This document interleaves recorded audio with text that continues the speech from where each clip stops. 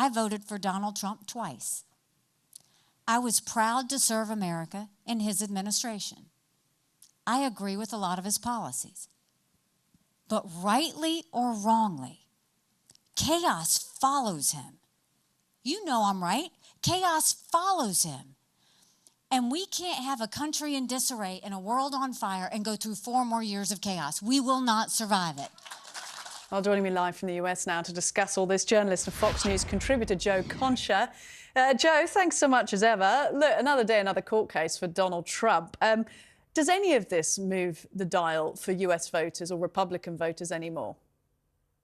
As far as the trials are concerned legally, ironically, this moves the dial, Rossana, more towards Trump than away from him, because we are seeing now, for instance, in Georgia, there's a RICO case against him, and the prosecutor there only hired her boyfriend, who happens to be married, and paid him $600,000 when he is a lawyer who's never tried a case like this in his life. He's basically an ambulance chaser. So people see that, and they see that prosecutor in hot water, and they say, wait a minute, that looks like we're weaponizing the justice system here in the United States. Or they see this defamation trial going on in New York about a rape that allegedly happened decades ago, and they say, well, why is this all coming up now?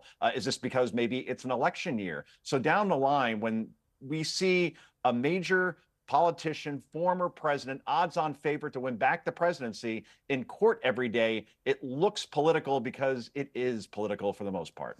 It's that word we've been hearing, lawfare, accused by both sides, if we can be fair about it. Look, in terms of Ron DeSantis dropping out the race at the weekend, Ron DeSantis, was that a him problem?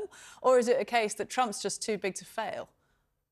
I think it was a combination of both, Rossana. I think that Ron DeSantis had a great record and story to tell as far as the way he ran the state of Florida. More people are moving to the state of Florida from states like New York and California and Illinois here in the States than any other state. And there's a reason for that. Crime's at a 50-year low. There is no state income tax, which is a very nice thing. And Ron DeSantis' stance on education and all the wokeness that's being incorporated into it, he's had many victories there. So you would think that the 45-year-old former military guy with the great record in Florida would give Donald Trump a run for his money. And instead in Iowa, where he put all his chips into the middle of the table, he got beat by 30 points. There was no path for him moving forward. And the reason why probably he didn't do well was because while he had the story to tell, he wasn't a very good storyteller about it in terms of connecting with people on a personal level the way Trump does. And I think what we're seeing is the same thing we saw in 2016. Donald Trump gets a lot of the media attention. He has command of the media. He has a charisma. You could agree or disagree with his policies, but he does have a command of audiences, whether you like him or not.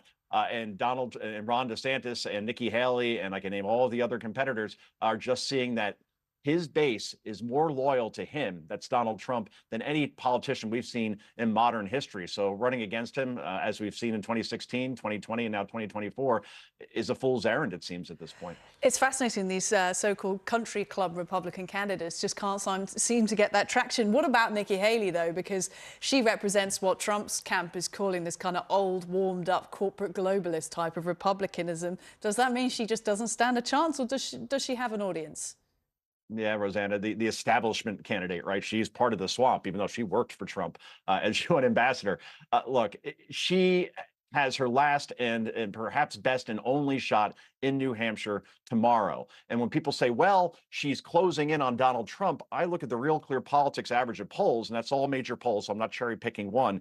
It's Trump 55, Haley 37. So I guess if you lose by 18 points, what does that tell you in a state where even Democrats can vote, meaning they could vote an anti-Trump vote, I suppose. But unless Nikki Haley is very competitive here and is within, say, I don't know, 6 or 7 points, there's not really much of a path for her moving forward either. And Donald Trump will be your nominee, it looks like, as it stands today.